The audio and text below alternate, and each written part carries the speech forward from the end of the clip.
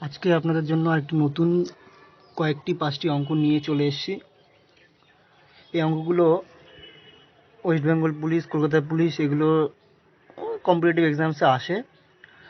আপনারা দেখবেন ভালো করে, যদি ভালো লাগে আমি কতগুলো শর্ট ট্রিক্স শিখিয়ে দেবো এবং সহজেই করিয়ে দেবো অঙ্কগুলোই। যদি ভালো লাগে তাহলে লাইক, কমেন্ট এবং সাবস্ক্রাইব করে দেবেন। তো শুরু করছি আজকের 5টি কোয়েশ্চেন নিয়ে। 1 নম্বর কোয়েশ্চেন দেখুন কি বলেছে। একটি চৌবাচ্চা দুটি নল দিয়ে যথাক্রমে 12 ও 10 মিনিটে পূর্ণ হয়, অপর একটি নল 20 মিনিটে পূর্ণ চৌবাচ্চা খালি করে। 3টি নল একসঙ্গে খোলা থাকলে কতক্ষণে খালি চৌবাচ্চাটি জলপূর্ণ হবে? তো অঙ্কটি খুবই সহজ। তো অঙ্কটি করার জন্য কি করবেন, প্রথমেই বলেছে যে পূর্ণ হয় দুটি নল এবং একটি হচ্ছে খালি করে। তো এই 3টি নলকেই একসাথে আপনারা লসাগু বের করে নেবেন। কি করবেন,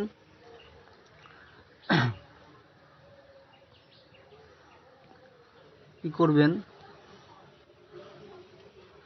12, 10 এবং কত 20, 3টে লসাগু বের করবেন। 3টে লসাগু কত হয় দেখুন, আমি যদি 4 দিয়ে করি, 3 4 12, 10, 4 5 20। তো এবার হচ্ছে 5 দিয়ে করলে 3, 5 দুগুণে 10, 5 একে 5, তাহলে কত হবে লসাগু? 4 5 20, 20, 3 20 60, 60 20 180, এই 120। তো মানে হচ্ছে টোটাল যে কাজটা সেটা হচ্ছে আমার কত, 120 ইউনিট। এটা হচ্ছে আমার টোটাল কাজ, 120 ইউনিট টোটাল কাজ, টোটাল ওয়ার্ক।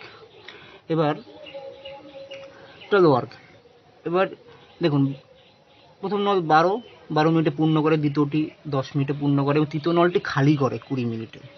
তো 12 দিয়ে করলে কত হবে? এটা হবে 10, 10 দিয়ে করলে হবে এটা 12 হবে, ভাগ করলে। আর 20 দিয়ে করলে পরে এটা হবে 6। এই যে 6টা, এই 6টা হচ্ছে নেগেটিভ, মানে এটি খালি করছে, এবং এগুলো হচ্ছে প্লাস, এগুলো হচ্ছে গিয়ে ভর্তি করছে। তাহলে টোটাল আমার তাহলে পার মিনিটে নল 3টি একসাথে কি কতখানি কাজ করছে? নল 3টি একসাথে 10 যোগ 12 বিয়োগ 6, তার মানে 22 বিয়োগ 6, মানে 16 ইউনিট পার মিনিটে কাজ করছে। 16 ইউনিট পার মিনিটে কাজ করছে।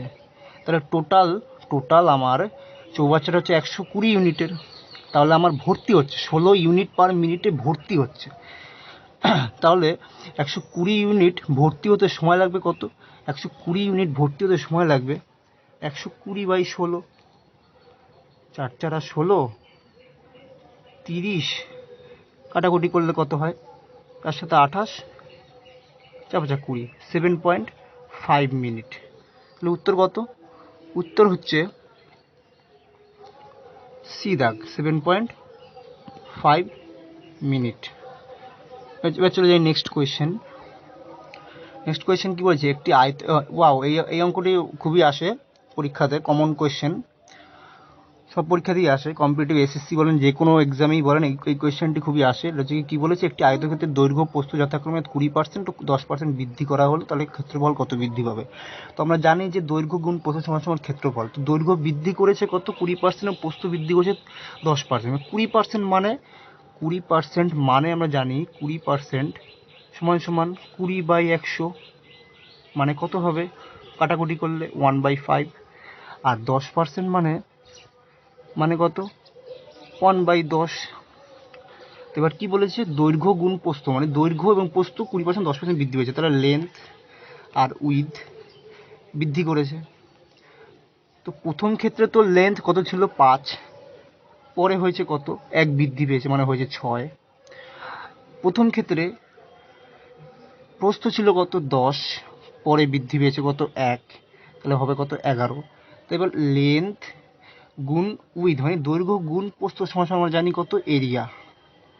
তাহলে এরিয়া সমান প্রথমে তাহলে 5 গুণ 10 50, পরে হচ্ছে 66, তাহলে বৃদ্ধি পেল কত? বৃদ্ধি পেল 16 বৃদ্ধি পেল। তো 16 যদি বৃদ্ধি পায়, তাহলে কতর উপরে বৃদ্ধি পেয়েছে? 50-এর উপরে বৃদ্ধি পেয়েছে। তাহলে বৃদ্ধির হার কত, মানে ক্ষেত্রফল শতকরা বৃদ্ধি পেলেও কত? শতকরা, তাহলে পার্সেন্টেজ কী করে বের করবো? 16/50 গুণ 100, তাহলে 50 দিয়ে দুবার যায়, তার মানে 32% অ্যান্সার। খুব সহজ, বি হচ্ছে কি অ্যান্সার। এবার নেক্সট কোয়েশ্চেনে চলে যাই। একটি বাঁশের বলেছে 1/4 অংশ লাল রং 1/5 অংশে সবুজ রং করা আছে, বাকি অংশের দৈর্ঘ্য 121 সেন্টিমিটার হলে সম্পূর্ণ বাঁশের দৈর্ঘ্য কত? এরকম অঙ্ক দিলেই সঙ্গে সঙ্গে কী করতে হবে? দেখুন 1/4 এবং 1/5, তো 4 আর 5-এর লসাগু বের করে নেব। 4 ও 5-এর লসাগু কত হয়? সবাই জানি খুব ভালো করে 20 হবে। তো এবার তার মানে 20টা ধরলাম, 20 হচ্ছে গিয়ে টোটাল বাঁশের দৈর্ঘ্য, 20 ভাগ হচ্ছে টোটাল বাঁশের দৈর্ঘ্য। তো 20 যদি টোটাল বাঁশের দৈর্ঘ্য হয়, তাহলে দেখুন প্রথমে লাল রং, রেড কত? রেড বলেছে 1/4 অংশ, তাহলে 20-র 1/4 অংশ কত? 5 ভাগ। এবং সবুজ রং কত বলেছে? 1/5 অংশ, মানে 4 ভাগ। টোটাল তাহলে গেল কত? 9 ভাগ। 5 যোগ 4 করে দিলে কত হবে? 9 ভাগ। মানে 20-র মধ্যে 9 ভাগ লাল রং এবং সবুজ রং হয়ে গেছে। তাহলে বাকি থাকে কয় ভাগ? বাকি থাকে হচ্ছে কি 11 ভাগ। কী করে বের করলাম 11 ভাগ? 20 থেকে 9 বাদ দিলাম, হলো কত? 11 ভাগ। হলো 11 ভাগ। তো এখানে বলে দিয়েছে এই 11 ভাগ সমান সমানই 121 সেন্টিমিটার। এই 11 ভাগ সমান সমানই 121 সেন্টিমিটার। তাহলে 1 ভাগ কত? 1 ভাগ সমান সমান 11 সেন্টিমিটার। আর বলেছে টোটাল বাঁশের দৈর্ঘ্য কত? সম্পূর্ণ বাঁশের দৈর্ঘ্য কত? সম্পূর্ণ বাঁশের দৈর্ঘ্য তাহলে 20 সমান সমান 220 সেন্টিমিটার। এটাকে লেখা যায় 2.20 মিটার। এটাই অ্যান্সার,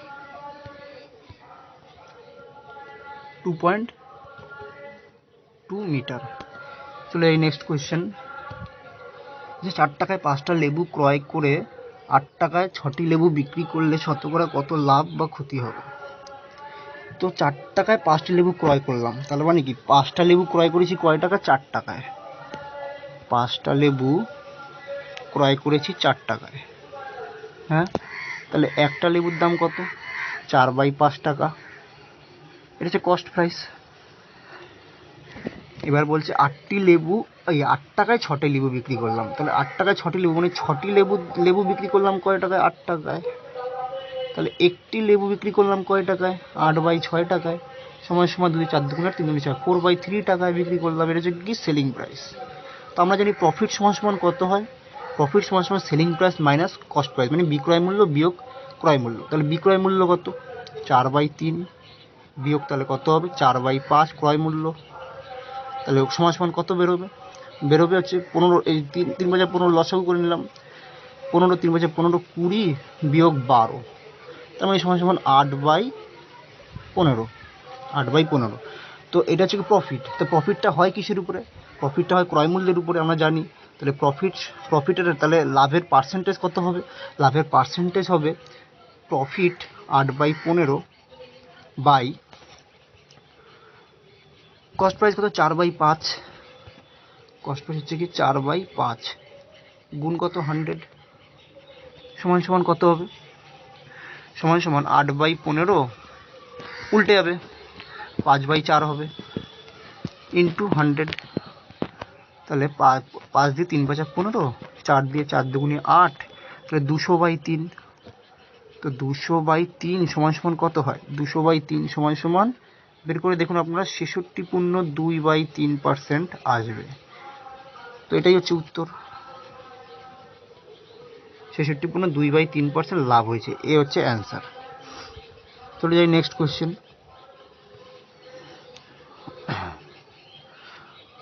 বলেছে যে সমীর ও তনুজের এই অঙ্কটি ভালো করে দেখুন। এই অঙ্কটি খুব সহজে আমি আপনাদের ট্রিক্স বলে দেবো, খুব সহজে অঙ্কটি করতে শিখে যাবেন। ভালো করে দেখবেন অঙ্কটি কীভাবে করতে হয়। সমীর ও তনুজের বয়সের অনুপাত যথাক্রমে 8:15। 9 বছর পর তাদের বয়সের অনুপাত যথাক্রমে 11:18 হবে। এই দুইজনের বয়সের পার্থক্য কত? দেখুন বর্তমান বয়সের অনুপাত কি বলে দিয়েছে? বর্তমান মানে প্রেজেন্ট বয়সের অনুপাত কার কার?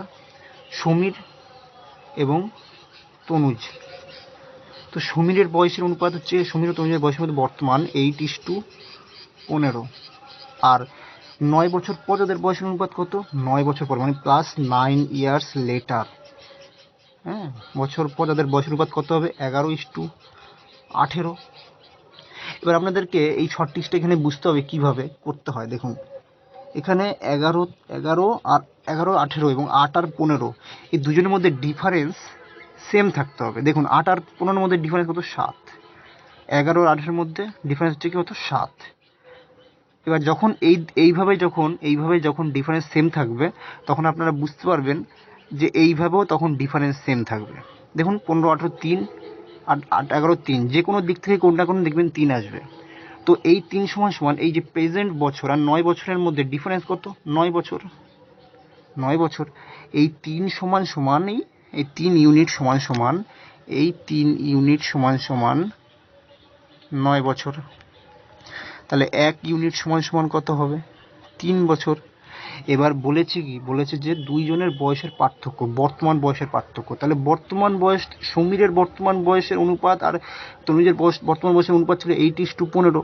তাহলে 8 সমান সমান মানে সমীরের বয়স তাহলে কত? 8। 8 ইউনিট সমান সমান কত হবে? 8 গুণ 3 24 বছর। এবং তনুজের বয়স অনুপাত কত হবে? 15 দিয়ে করলে পরে 15 দিয়ে যদি করি তাহলে 3 15 45 বছর। তাহলে এবার দুজনের বয়সের পার্থক্য কত হবে? দুজনের বয়সের পার্থক্য হবে 45 বিয়োগ 24, যেটা হবে সেটাই উত্তর। কত হবে? 4 একে 5, 4 একে 5, 2 2 4, 21 বছর। 21 বছর অ্যান্সার। 21 বছর অ্যান্সার। ডি হচ্ছে কি অ্যান্সার, আমাদের রাইট অ্যান্সার হয়ে যাবে। Thank you. যদি ভালো লাগে আমার চ্যানেলটিকে লাইক, কমেন্ট এবং সাবস্ক্রাইব করবেন, এবং আপনাদের যদি কোনো প্রশ্ন থাকে সেগুলো কমেন্টে জানাবেন, খুশি হব খুব। Thank you.